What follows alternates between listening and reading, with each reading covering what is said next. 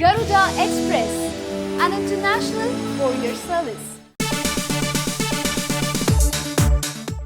సర్దార్ గబ్బర్ సింగ్ బయ్యర్ల సంక్షేమం కోసమని తీసిన కాటమరాయుడు చిత్రాన్ని తక్కువ బడ్జెట్ లో లాగించేశారు. చీప్ ప్రొడక్షన్ వాల్యూస్ తో బి గ్రేడ్ సినిమాలని తలపించిన కాటమరాయుడు చిత్రాన్ని కూడా భారీ రేట్లకే అమ్మేశారని టాక్. అయితే కథ పరంగా, నిర్మాణ విలువల పరంగా ఎక్కడా క్వాలిటీ పాటించని కాటమరాయుడిని మరిపించడానికి త్రివిక్రమ్ ఓ సినిమా తీస్తున్నారు. ఈ సినిమా వెంటనే సెట్స్ మీదికి వెళ్తోంది.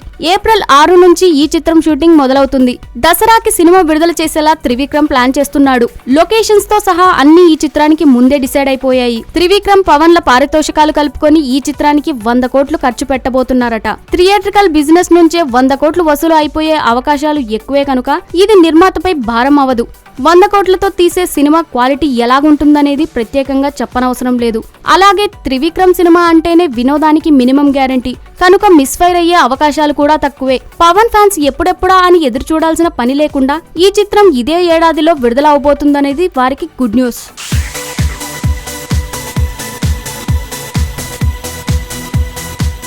హాయ్ యోయో వ్యూవర్స్, సబ్స్క్రైబ్ చేసేటప్పుడు అక్కడ ఉండే గంట సింబల్ని ప్రెస్ చేయడం మర్చిపోవద్దు.